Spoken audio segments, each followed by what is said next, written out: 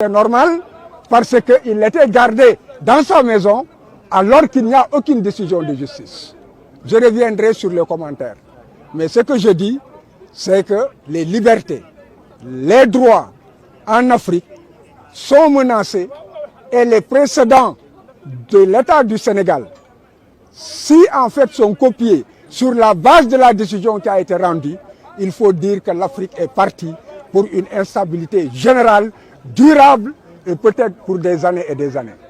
Maintenant, la Cour n'a pas voulu se prononcer sur les dissolutions.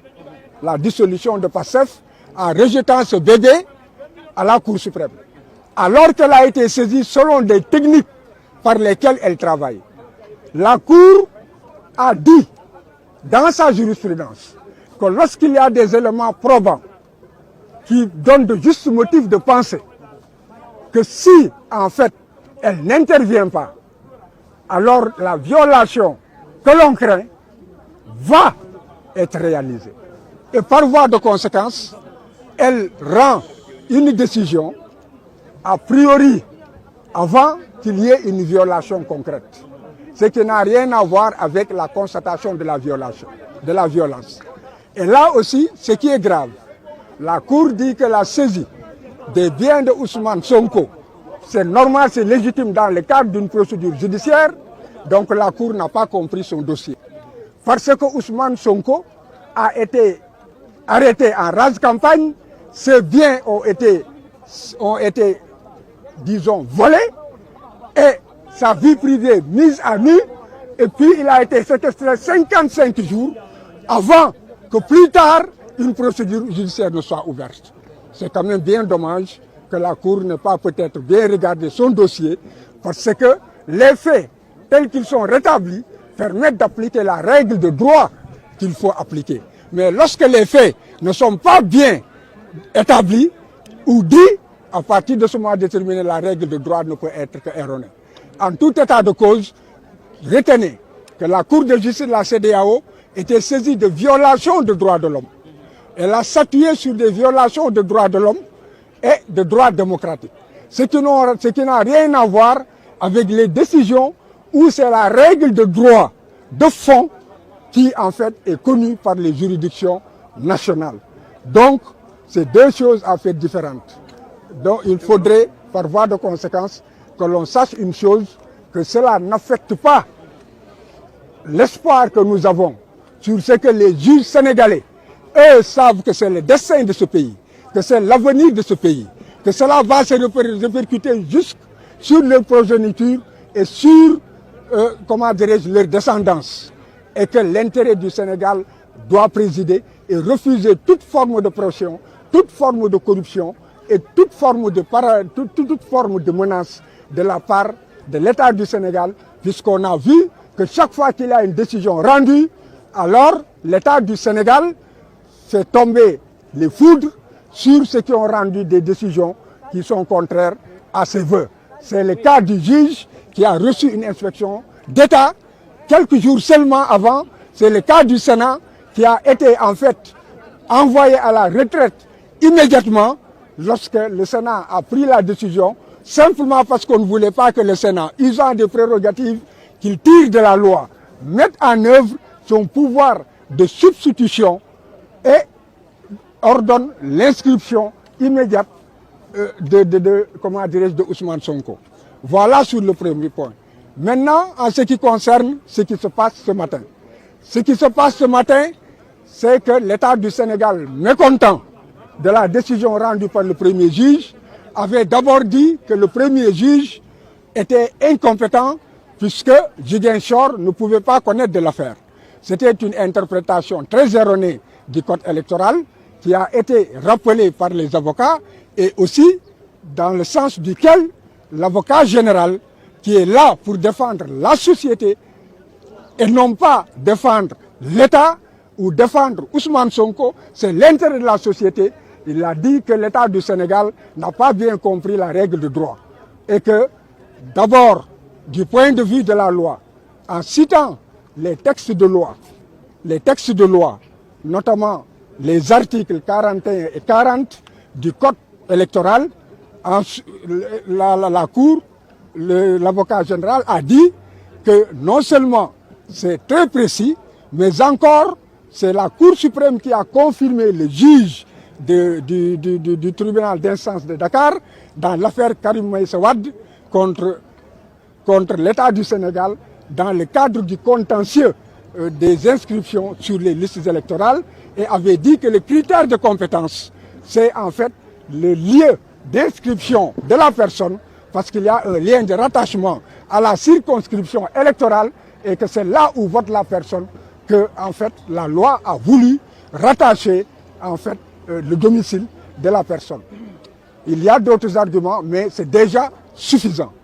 À partir de ce moment déterminé, la Cour suprême elle-même ne peut pas se dire, et l'avocat général de rappeler, pour que nul ne l'ignore, que lui-même était ici, il y a 10 ans, dans ce dossier, et qu'il était encore avocat général et que la Cour, c'était la chambre administrative, celle-là même qui siège aujourd'hui, qui avait rendu sa décision comme si c'était une mise en garde.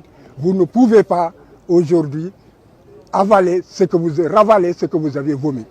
Le deuxième point qui a été en fait causé, c'est par rapport à la question de la déchéance, de la forclusion de Ousmane par rapport au délai pour saisir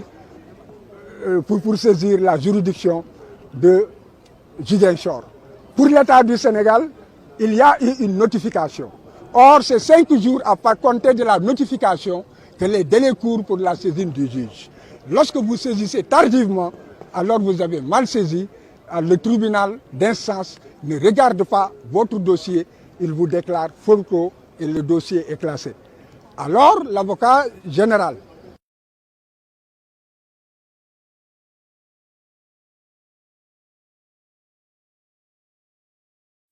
abondant dans le même sens que les avocats de la défense, a fait comprendre la notification, c'est porter à la connaissance d'une personne par la voie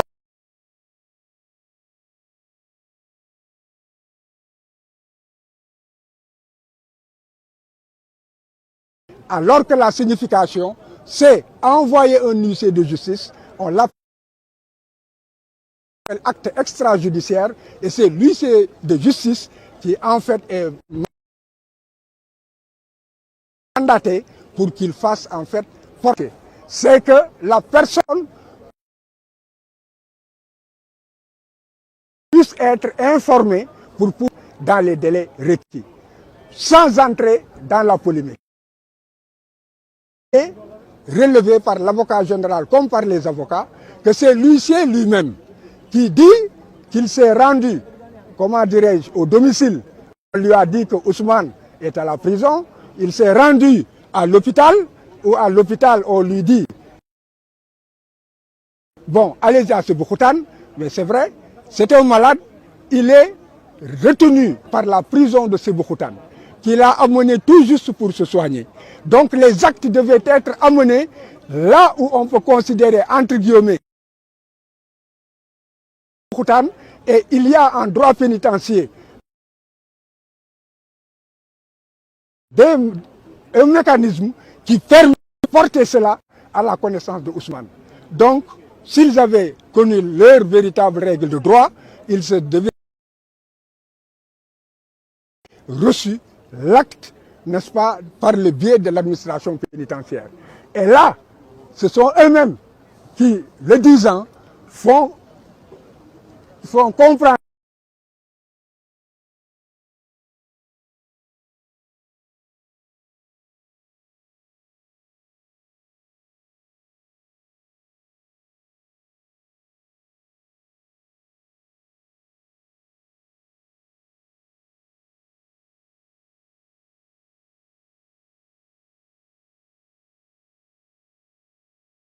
aussi, comme les avocats ont soulevé, que cette théorie de la connaissance acquise, n'est-ce pas, c'est en fait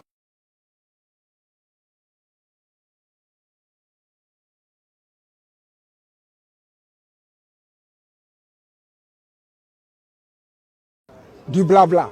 D'ailleurs, j'en profite pour dire que lorsque l'État sous connaissance acquise, c'est-à-dire que même s'il n'a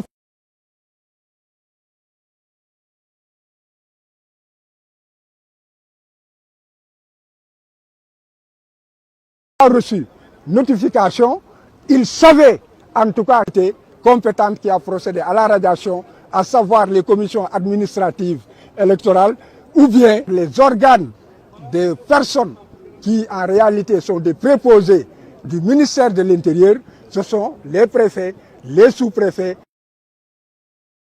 et autres qui sont chargés de par un affichage de porter à la connaissance du citoyen lambda, et par rapport à la personne radiée, il faut nécessairement, même si cette formalité... Donc l'État reconnaît par là qu'il n'a pas accompli la formalité. Par voie de conséquence, il était malvenu à se prévaloir d'une déclaration du ministre de la Justice que l'on sait, n'est-ce pas, et qui en fait ne signifie absolument rien. Donc là, l'avocat général a demandé que ces moyens soient rejetés. Il y a aussi qu'ils ont dit que le juge a mélangé les pédales parce qu'il a dit une chose, il a dit une autre chose. C'est la contrariété de motifs. Bon, en réalité, là aussi, l'État du Sénégal doit aller apprendre les techniques de cassation et les moyens de cassation. Parce que la contrariété de motifs, c'est deux arguments qui sont donnés et qui sont contradictoires. On expose un argument et on montre en quoi l'autre argument est...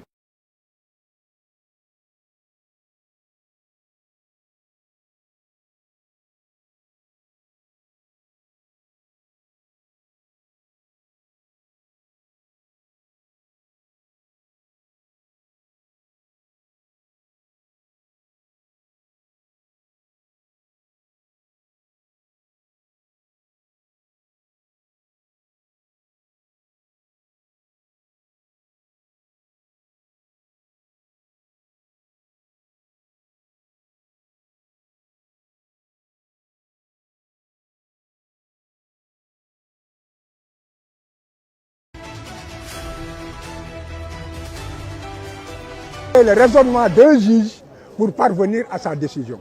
Et il a rappelé, je l'ai dit pour que nul ne l'ignore, le monde entier suit cette affaire. Dommage que la CEDEAO ait raté le rendez-vous. En tout état de cause, je terminerai en tant qu'avocat d'Ousmane Sonko pour dire que l'avocat général est encore de notre